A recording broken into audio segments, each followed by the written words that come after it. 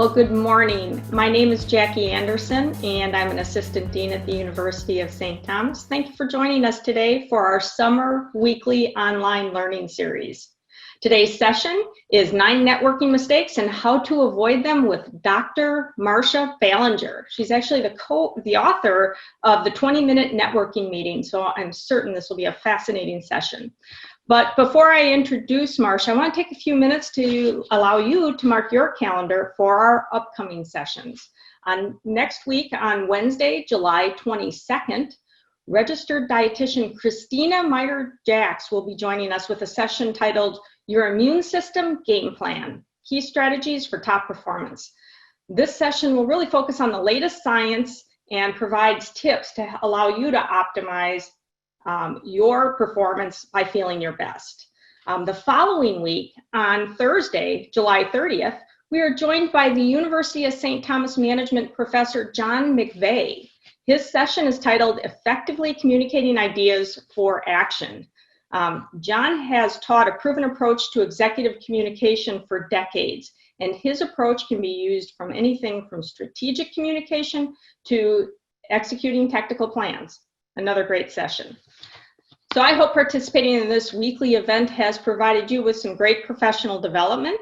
If you're looking for more comprehensive development as we enter the dog days of summer, we have a discount running for July and August, 15% off of all executive education courses. If you haven't visited our website, check it out. So our plan for today, in a moment, I'm going to introduce Dr. Marcia Ballinger, and she'll spend about 40-45 minutes on the topic of 9 networking mistakes and how to avoid them. Now, please feel free to use the chat feature to ask questions at any point during the session, and just address them to all panelists.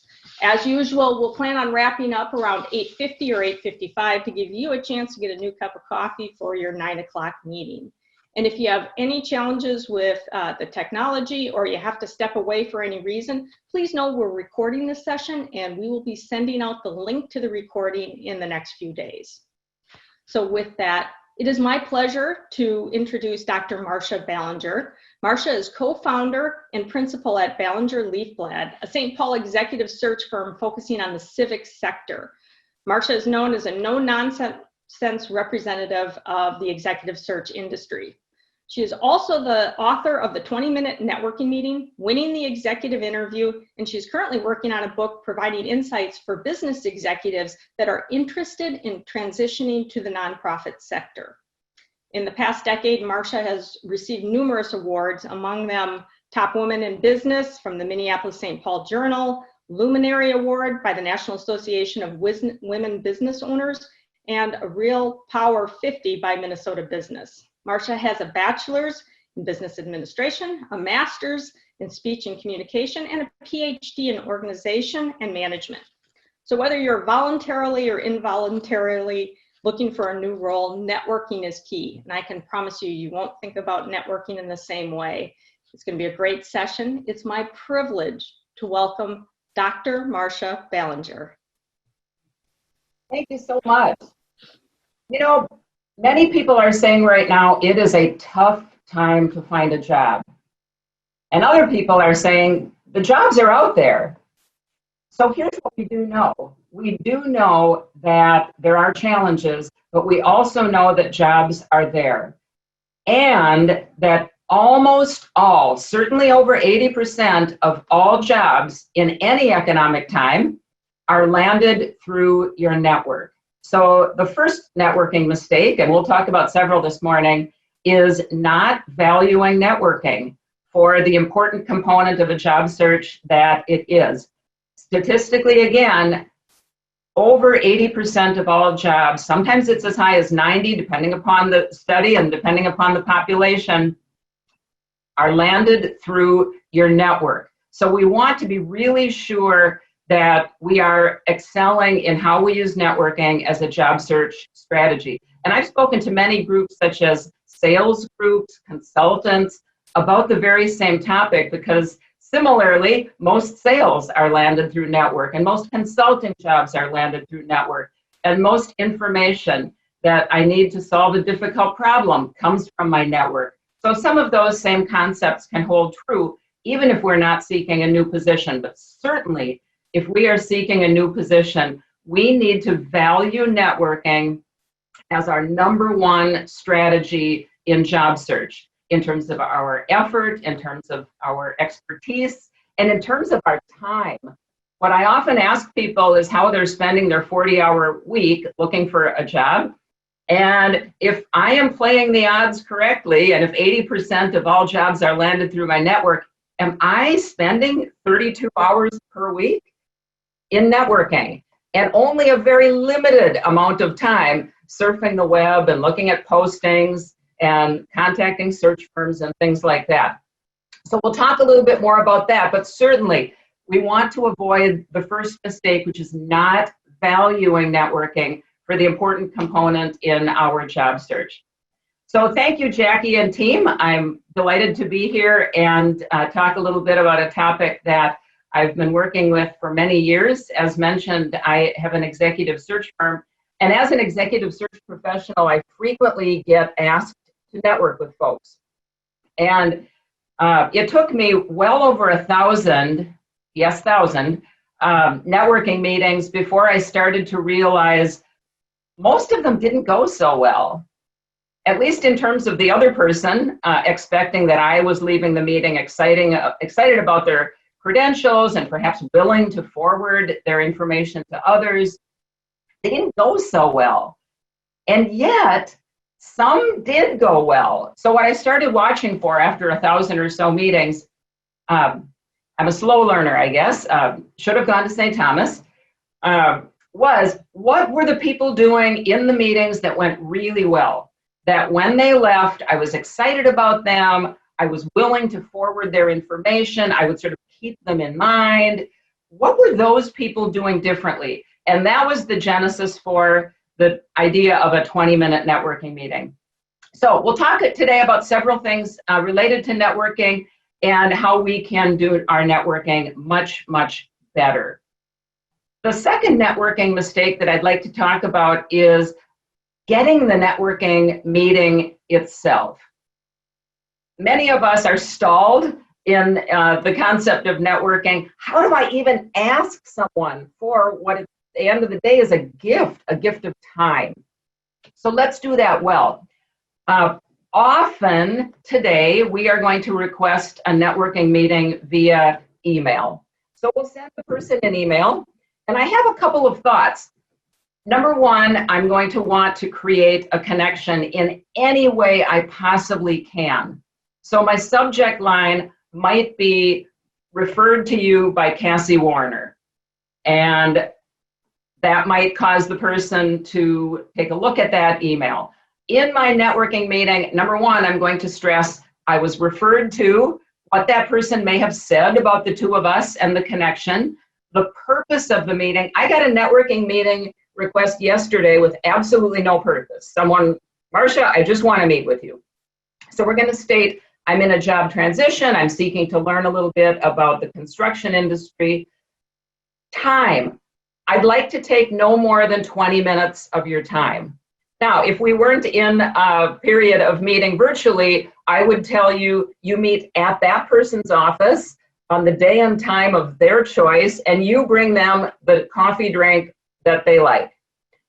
So we meet when it's convenient for them at their office, and we are accommodating to their needs. And we're very clear about that in the networking request. We're not going to bat 100%, but we're going to get many more networking meetings with a carefully thought out, super respectful meeting request. And again, I can't stress enough the importance of making a connection. So if I don't have a connection to the person, let's just say somebody told me, hey, call my friend at this company, you know, they might be good for you to talk to. I really don't know them, and I hardly know the person who referred. I need to do my homework. I need to look at their LinkedIn. Do we have something else in common? Maybe we both live in St. Paul. Maybe we are both active in a certain alumni association. Maybe we both participate in a particular nonprofit. Maybe we both have similar work history. So if there are some other connections that you can bring, trust me, they will be to your advantage. One time I had to network with someone at a very top executive at a very, very large Fortune 500 company. And I was a little bit intimidated that, oh boy, what do I have in common with that particular person? And so I scanned the person's LinkedIn and I noticed that they were a graduate of Drake University. And so I thought, well, all right, my daughter went to Drake. I got nothing. So I put out the purpose of my networking meeting, and at the bottom, I see you went to Drake University. My daughter is a Drake alum. Go Bulldogs. And this person wrote me back literally within 10 minutes. Oh my goodness, Bulldogs. So if you have some sort of connection that you can make in that networking meeting request, often the more senior the executive, the less often they have the chance to have those personal connections. So make sure you make those. A meeting request is a critical piece, and we are going to do that well. So let's just say we've got the meeting. Now what? What I like to think about is the purpose for the networking meeting. And I culled it down. Remember, it took me 1,000 networking meetings with people to realize what were people seeking in those meetings. And I came up with 3 main things. At the end of the day, what we're seeking in a networking meeting is first to learn a couple of things. We're seeking to learn something new from that particular individual with that particular background and those particular skills and that unique experience. I'd like to learn something from that person. Second, I'd like to get a new connection or two. Maybe they know some other people that I might connect with. And thirdly, I would like to do all of that in such a way that when I'm not around, that person will think of me. That person will forward my resume. That person will recommend me at a conversation that they have 3 or 4 weeks down the line. If I can do those 3 things, I have been extraordinarily successful in a networking meeting. And so then I reflected further. Once again, I'm a slow learner. How long does it really take to do those 3 things? How long does it take to learn a few things, to get a new connection or two, and to do that in a positive way? I concluded that it only takes about 20 minutes to do those things. So the third networking mistake that most people make is they take too much time.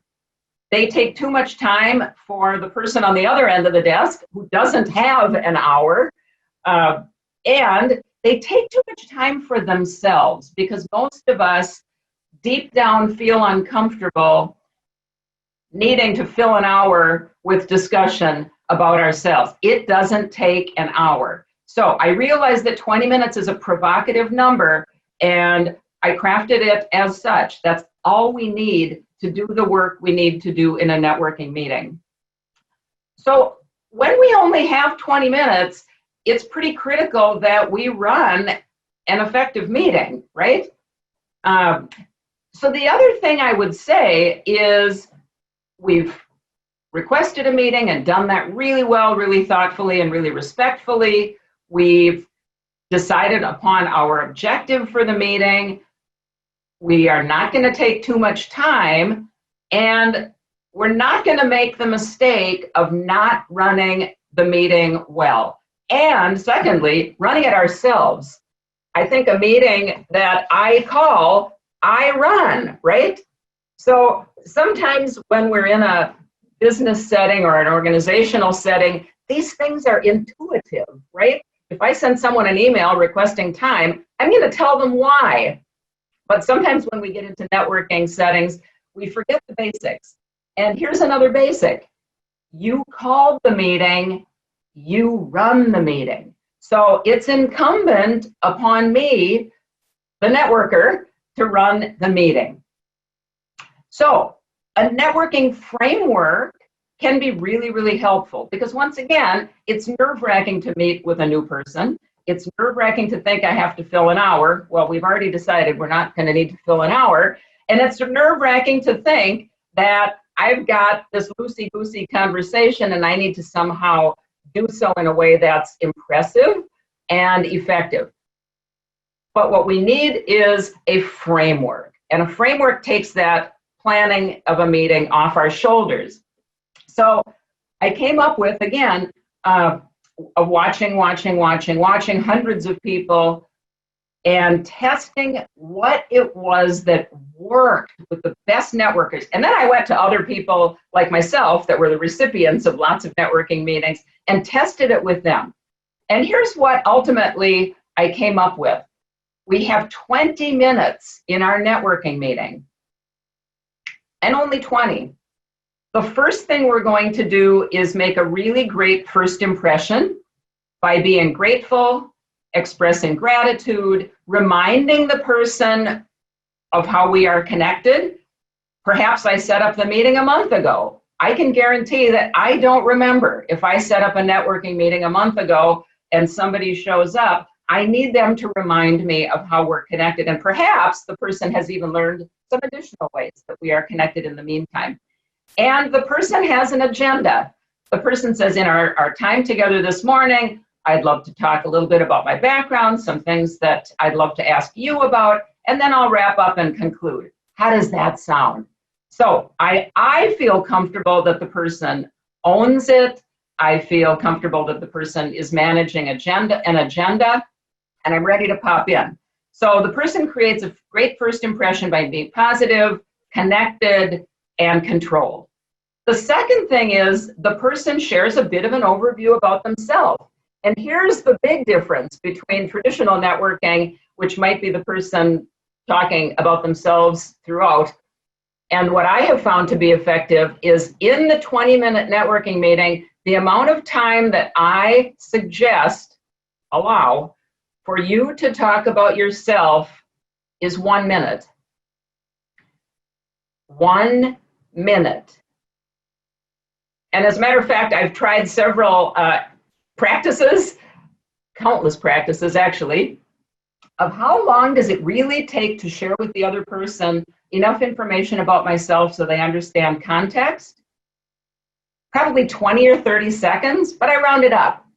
Now, presumably, if you're in a job transition, you sent your resume or a bio or a one-pager ahead of time, presumably the day before the conversation, and today these might be video conversations, but the day before you sent a confirmation and again you attached your resume or bio or one-pager, and if it's in person, you may have slid it across the desk and there it is again.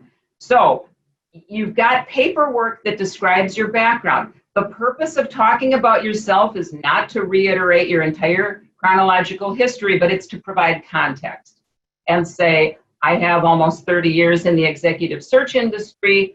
Avocationally, I'm involved in these boards and activities. Right now, hypothetically, I'm sort of using my own example. Prior background was in human resources. And at this time, I'm seeking to make a connection and learn a little bit about backgrounds in executive comp and benefits. So I have a couple of prepared questions. I'd love to talk to you about that. So again, it's context, it's a wraparound, it's a summary. The person does not need more than that for the purposes of a networking meeting. So that's the second thing that I do, is just a quick overview of myself and context. The bulk of the time that you are with the individual, you are in discussion, and you will manage the discussion. How do you manage a discussion? You manage a discussion by having some prepared questions.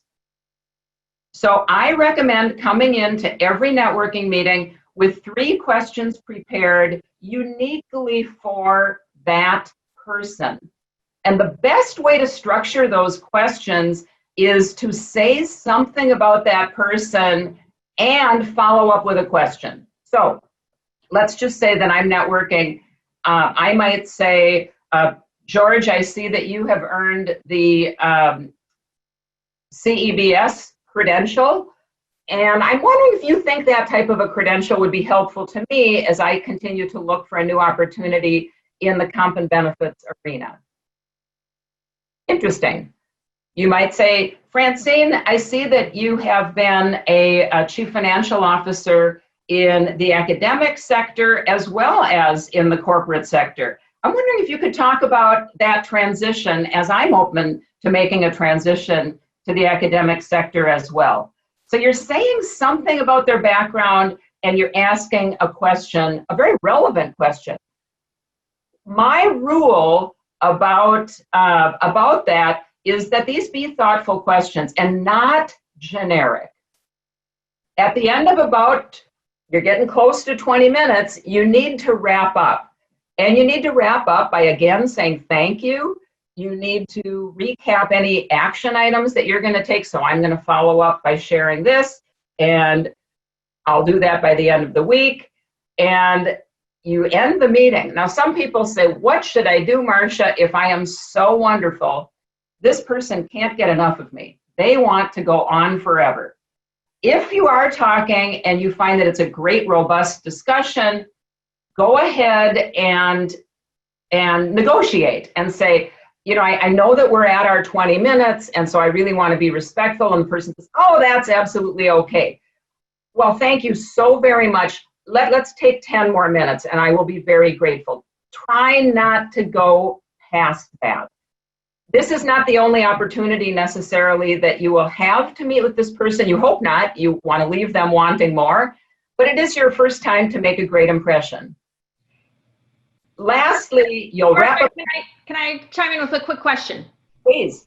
It's directly relevant to what you were talking about just at this moment. Do you have advice for how to steer the asker towards a 20-minute meeting agenda if they don't offer an agenda and a purpose to start with? Yeah, I think that is a relevant question. And one of the things that I found after writing the 20-minute networking meeting is it saved me time on the other side of the desk. Because when I confirm networking meetings, when people ask me for a meeting, and they said, all right, so we set up the day, we're going to meet Wednesday at 9 o'clock. I literally confirm the meeting 9 o'clock to 9:30. So number one, I help by setting a parameter. So when I sit down on the other side of the desk, I would like to set a parameter that I have this amount of time today, and I look forward to the conversation. And, you know, I got a networking request yesterday, again, with, you know, throwing it out there, don't know the person, it didn't have a why. I tend not to accept meetings unless I've asked the purpose of the meeting. In my case, are they a potential candidate that seeks advice? Are they someone who is looking to hire a search firm for their organization? Are they looking at boards or nonprofit volunteerism? So I really need to clarify that. I would do that immediately. Would love to clarify the purpose of today's meeting, and perhaps we could start by a couple of minutes about yourself, and then perhaps you have a couple questions about me. You certainly shouldn't have to do that. It does not speak to a person's organizational skills or preparedness, let's just say. But it'll make for a more successful meeting, no matter who does those two things. And I do think that's important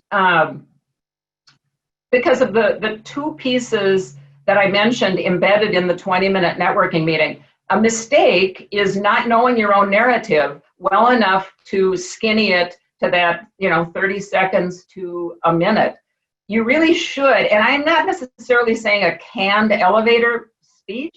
What I am saying is a really thoughtful context about yourself that is important to that particular networking meeting, and really being comfortable and crisp saying that in well under a minute. So many of us have wrongfully convinced ourselves that networking meetings are sort of these hour-long diatribes of myself packing it up with information about myself. We really need to ratchet back and realize my little portion is a tiny context. And the second part of that, and it is a mistake too, is not doing my homework. I expect that before anyone has networked with me, they've gone to my website, they've gone to my LinkedIn, they've Googled me, and they understand precisely what they want to ask me uniquely. Sadly, what I will say is the most common question that I get when people come in and networking with me, the most common question is, so what do you do here at Ballinger Leaf Lab? I have a friend also in the recruiting business, and we talked about this. And when people plop down in networking with her, same thing. They ask, so what do you do here at your company? And she says, I ask them, did you go to my website? And long pause, the person typically needs to admit, no, I didn't. And she says, why not? Now, we don't want to find ourselves in that place. It does take homework to find the unique questions that I want to ask that person. You've got the gift of time, right?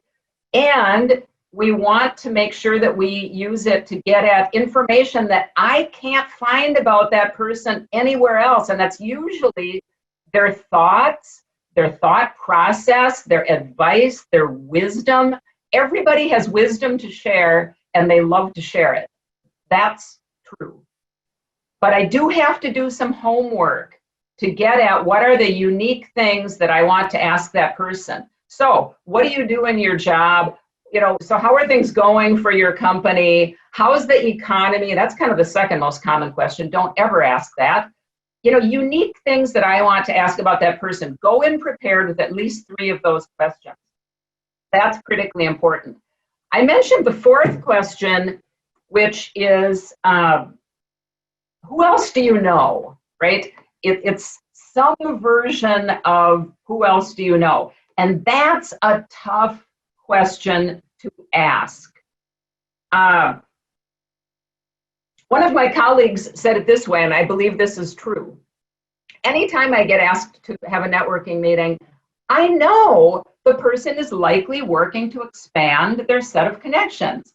And I know they're probably going to ask me, who else do I know? I come prepared with a list of people.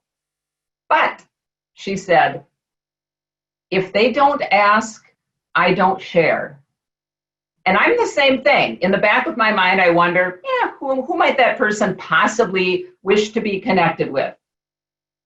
But if they don't ask, I won't share.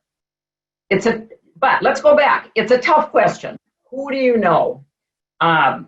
Because I am asking that person for something that's almost as valuable as what they've already given me, which is time, and that is trust and reputation with people in their set of network.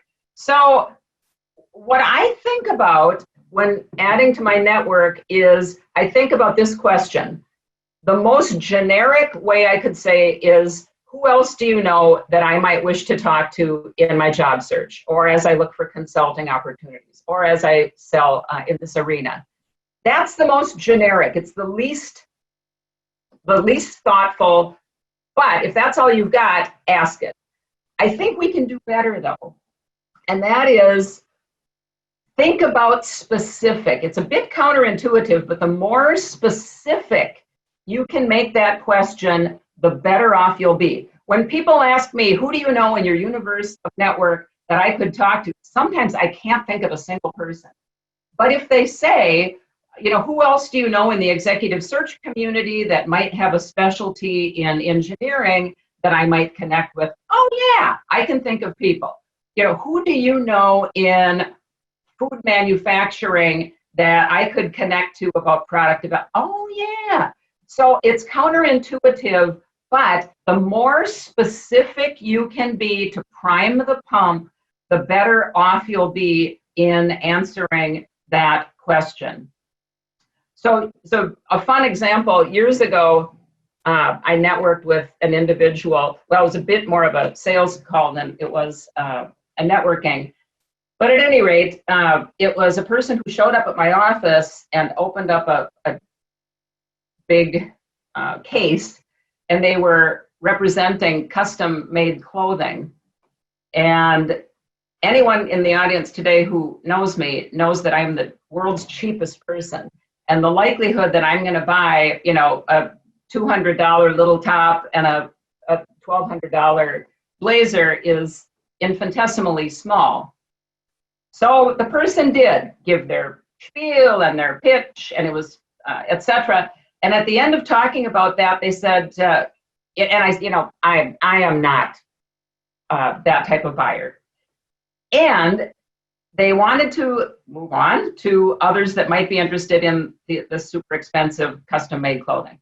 And I'll never forget what the person said. She did not say, who else do you know that would like to buy the world's most expensive custom-made clothing? Because trust me, I could not think of a soul. But I remember she said, who do you know in your network that loves to read fashion magazines and loves to stay up on really current contemporary attire? Oh, you know, I do know a few people like that. Who do you know in your network that likes to change their makeup with the season? I actually do know a few people like that. And it was super, super effective because it was very, very targeted. So when you think about that question in terms of adding to your network, go specific.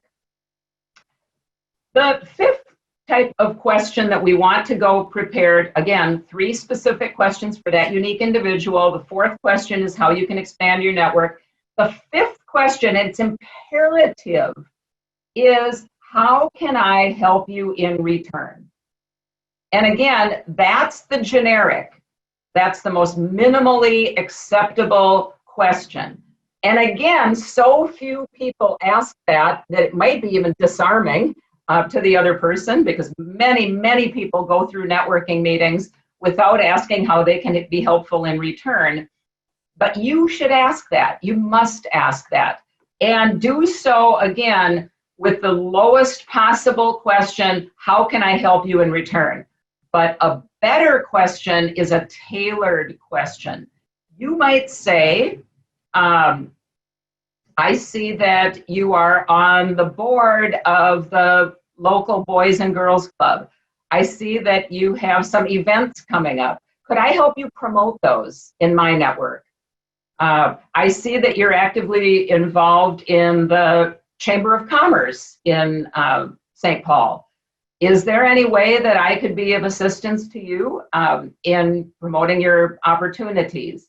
I see that you have some new initiatives at your organization. I took the liberty of printing out some articles that might be of interest to you as you roll out that new program. So think about specific ways that you might give back to that person and offer specific opportunities. But again, if you don't, for whatever reason, have those at the ready. At least ask, how can I be helpful in return? I once had a networking meeting, and hey, we all get busy. I'm saying, you know, do your homework ahead of time, Google the person, look at their LinkedIn, look at their bio, look at their website, have the prepared questions. Sometimes life is life, and we can't do that. One time I had a networking meeting with a gentleman, and we met up at a restaurant near my office, and he came racing in, and he literally had my LinkedIn profile printed out. And he's kind of scanning it in the meeting and, you know, asking his questions. And I thought, you know, last minute, but it was something. It was an effort to show that he wanted to be targeted. He wanted to be specific. He looked down and said, gee, we have 145 connections in common. And gosh, here are some of them. So I think the more that we prepare, the more that we can have those 5 questions well in hand before the meeting.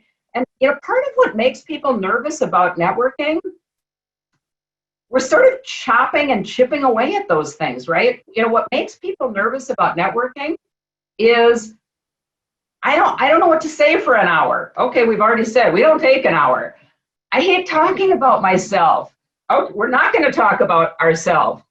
I don't know what to say. We're going to plan out what to say. I just don't know how to ask the person about others in their network. Well, we're going to figure out how to ask others for others in their network. And the person knows that if they give you a name, you're going to be thoughtful, planful, gracious. You're not going to take too much of their time. So they're going to be more likely to do so. And the biggest one is we don't like networking because I hate begging. I hate asking. I hate asking for help. When I don't feel like I'm giving in return, you know, most of us are used to sort of a quid pro quo of life and organizational life. And by thinking thoughtfully about how I can help that person in return, you have balanced the scales. And so consequently, you know, we feel better going into the networking meeting and we show up better. That's critically important. Another critically important piece is, and it's a networking mistake not to do this, is not using networking follow-up to your advantage. And what I do believe is that there is a circular component to networking, not a linear. And so here's what I mean by that. So let's just say that I'm networking with a professional colleague, maybe a former coworker named Nancy. And Nancy and I have a great networking meeting. And she said, you know, I think you need to talk to somebody I used to work with. Andrea would be a really good connection. And she's got that auditing background and she's worked in state government. You know, I'll suggest that you contact Andrea. And here's her networking information. Here's her email, her phone. And I'm super, super grateful, and I say thank you. And so, of course, I follow up with Nancy after my networking meeting. And so let's just say I follow up the next day, and I contact Andrea. My subject line, referred to you by Nancy. And in that email, I say, Nancy recommended that I contact you. I'm seeking a new opportunity. Nancy referred to the two of you as being thick as thieves and having a great time together when you both worked in state government. So I create something personal. Nancy said that you were the best of the best in what you did. So I am helping solidify their relationship. And so I request my 20 minutes. I'll be very organized. I'll meet at the time and date of your choice, etc.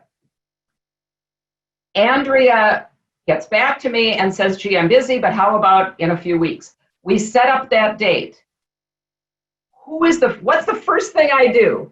I contact Nancy and I say, thank you so incredibly much. I've contacted Andrea. She has graciously agreed to take a bit of time and we're going to meet in August. Once again, thank you so much. I look forward to talking with Andrea. So I've circled back. And probably in that message, Andrea said, oh, how nice to hear from you. Nancy was always terrific. Do you think I'm going to mention that to Nancy? You bet I am. So I have my networking meeting with Andrea. I follow up, of course, afterwards, and I thank her. And what's the other thing I do immediately is I close the loop with Nancy. Nancy, thank you again so much. It was awesome to meet with you. It was also awesome to meet with Andrea. That happened yesterday. We had a great conversation. She talked about the many projects that the two of you worked on together and how delighted she was that you received that promotion. So once again, I am upholding and furthering their relationship. That is mandatory. If I do that, I am in the top few percent of all networkers. I mean, certainly if I say thank you multiple times, I'm in the top half of all networking professionals. If I have an organized meeting, I'm in the top third. You know, if I ask how I can help in return, I mean, you can see how we're elevating ourselves into a really elite group of networkers, and I circle back. So the networking mistake is not missing the opportunity to circle back with people. Sometimes people say to me, you know, Marcia, how often should I go back to my network and say, you know, I'm still looking, Marcia. I need you to keep me in mind. That's not a great way to stay in touch. What is a great way to stay in touch is how can I be additive to my network? Anytime I run into Andrea and I make a positive comment that includes Nancy, I go back to Nancy and say, oh my, funny story. I just ran into Andrea and she said that you've been so helpful to her son as he thinks about this or that. So I uphold others.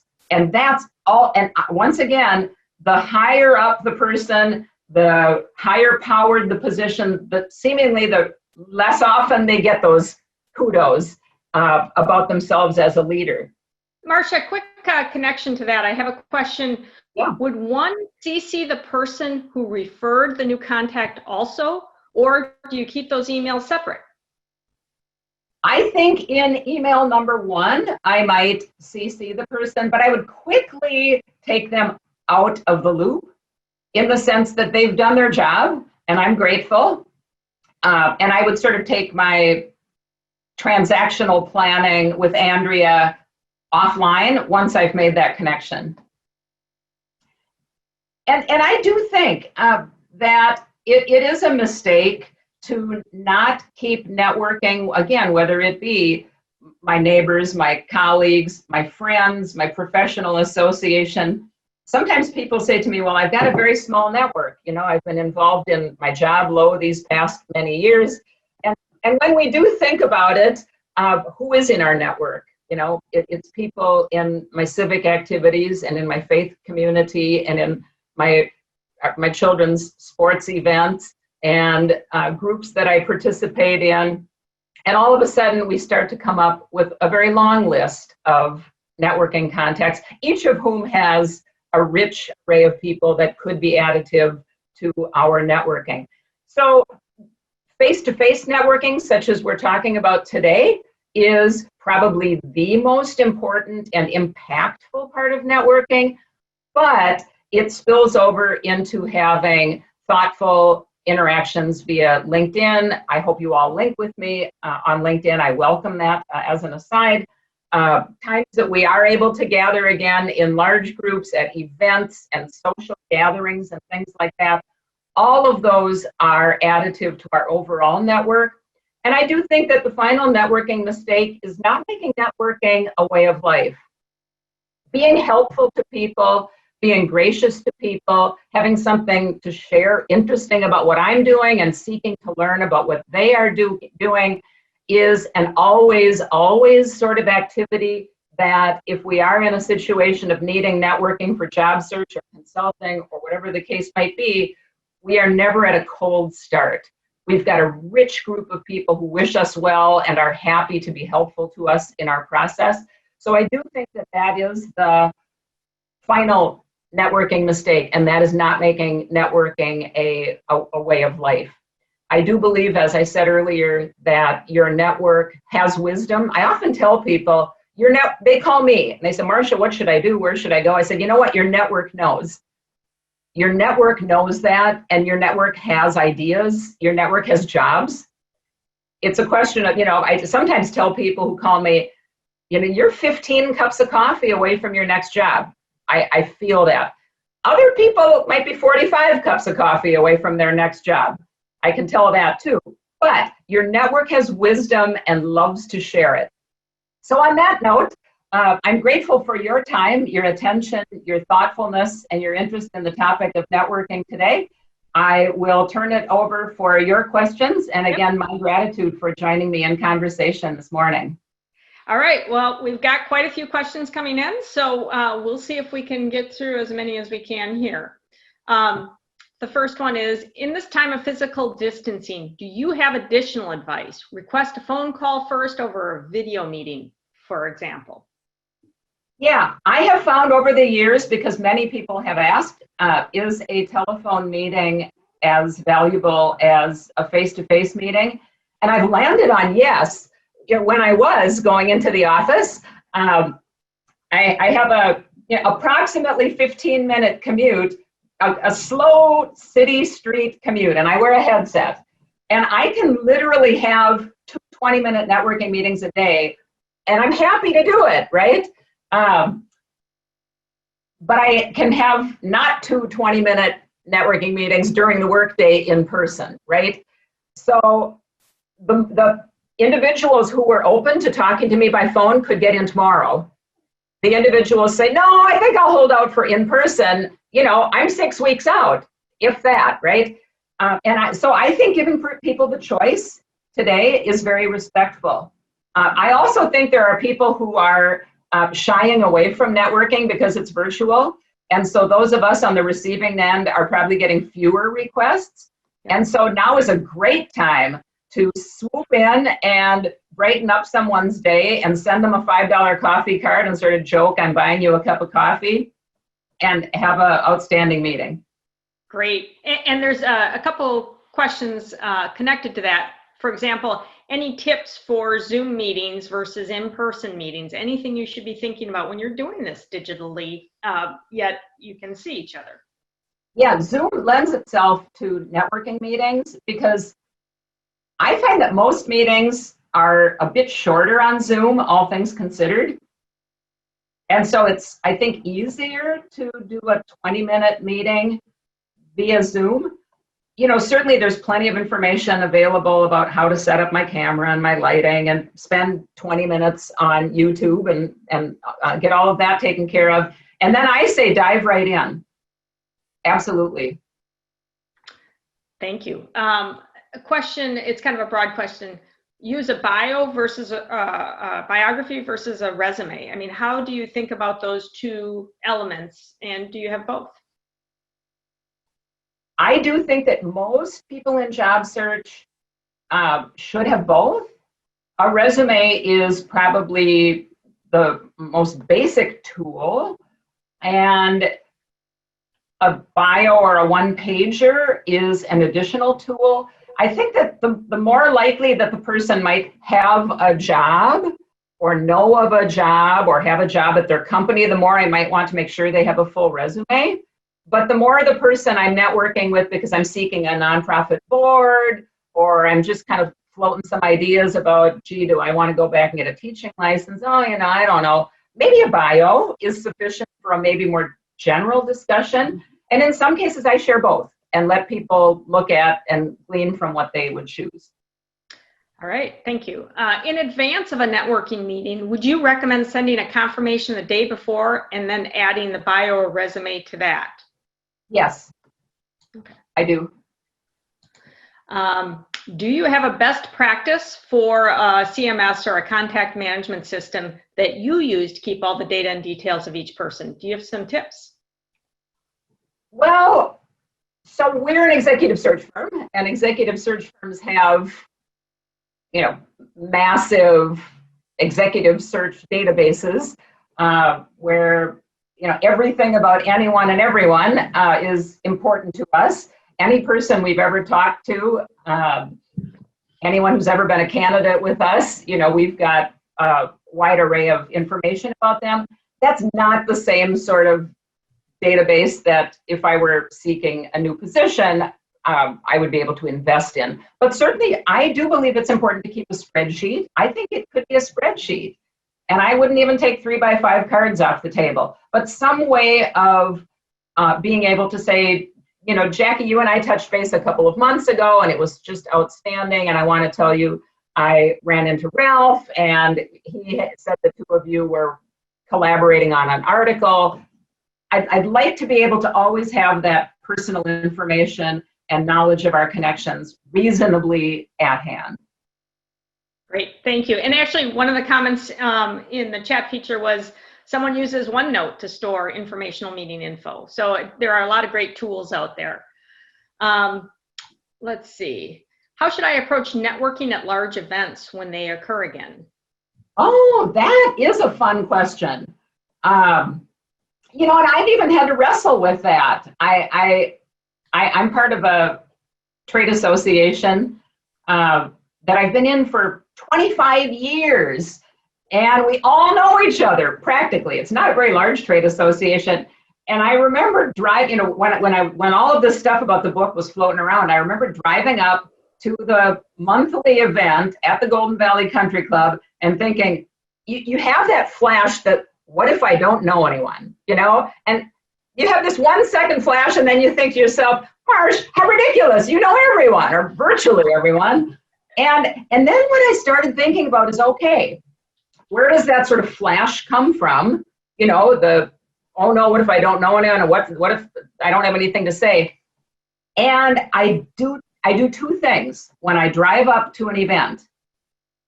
Before I go in, I think about, and this comes from my former business partner, Rebecca Yanish Driscoll, who was in politics, and she was awesome at it. I think, okay, what do I have to share? And what do I want to learn? And when anyone would, so because otherwise you go into a social event or a big gala and someone says, well, Marcia, how are you? And you say, oh, I'm fine. How are you? Oh, I'm fine. Are you, how's your world? Busy. How are you? Oh, I'm busy. Okay, bye. And I've said nothing because I wasn't prepared. But I noticed that Rebecca would always say, Rebecca, how are you? Oh my gosh, great. I just started a new big search for the CEO at the YWCA. And I'm so excited because I love that mission. How about you? And she would always share something that would draw people in. And what I realized that it's not bragging, it's a lifeline. Because the person could say, oh, I go to the YWCA, or, oh, that sounds really interesting. I love working on women's issues myself, or whatever it is. And then that person would throw something back for conversation. So I started seeing a bit about myself as a lifeline and not bragging. And then also, here I am in this richness. What do I want to know? You know, we're looking at office space downtown St. Paul. And Jackie, I know that you just moved to downtown St. Paul. How did you find that? So maybe I ask every person about their office space because that's top of mind for me. So those are two things that I would do. It's a 15 seconds of preparation that helps immensely before large events. Oh, that's great. That's great. All right, I'm going to try to sneak in one or two more. Attire for virtual and in-person networking meetings with the world going casual. I honestly, you know, I don't have a strong opinion about that. Okay. I think if it's a great network, years ago I worked for a woman and she said something brilliant. This is like 35 years ago. She said, people notice irrelevance if they're not finding relevance. And it was, you know, it was talking about, you know, using flip charts and what color marker do I use? And she said, people will notice the irrelevance if they're not finding relevance.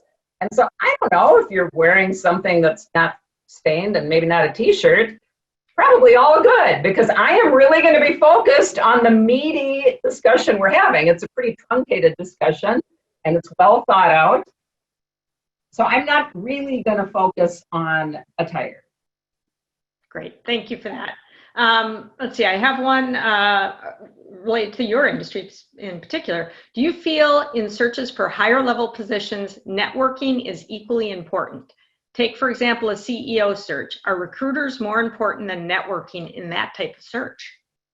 No, the statistics are still around 80%. I spoke at Lehigh Harrison a year ago or so to the top executive group, and nationally they were running about 90% of all their executive jobs were through networking. It's even more important. And I will tell one quick story. Again, this is a couple of years ago. I participated in a national webinar, and there's thousands of people from around the country, top executives. Not me, I'm in the peanut gallery, but the people on the panel were the top national search, you know, Mr. Korn from Korn Ferry and Mr. Reynolds from Russell Reynolds, and, you know, the top executive search people in the country that do the top Fortune 500 CEOs. And they were talking about, you know, working with search firms and et cetera, et cetera. And a question came in, you know, similar to our questions here.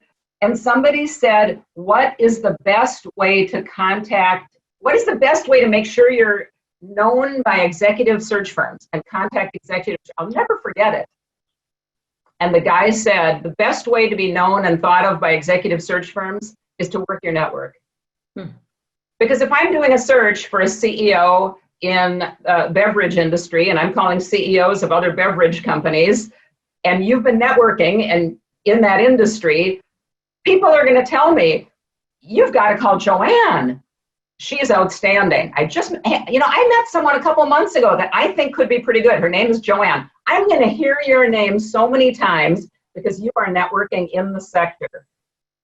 So yes, contact search firms, ping us with a quick email, and then focus on working your network. Great, thank you for that. It's interesting because I think many of us think of networking as an extroverted art. But what you've shown us today is there is art and science, and it is for everyone. We're getting great comments on the chat. I'm sorry I won't be able to get to all the questions, but from Becky, she says, thanks a million for your time and sharing your terrific ideas. You're so generous and insightful. So that says it even better than I can. We are grateful that you joined us today and shared your wisdom with us. So thank you, Dr. Marcia Ballinger, for joining us. I want to thank all the participants for joining us today. And just so as a reminder, next week's session is on Wednesday, July 22nd, with registered dietitian Christina Myers-Jacks, your immune system game plan, key strategies for top performance. Also, if you're looking for more development and you want to build out your resume, take a peek at our website. We're offering 15% off of our courses in July and August. Thanks everyone for joining us. Stay safe, stay well, and I hope we see you next week.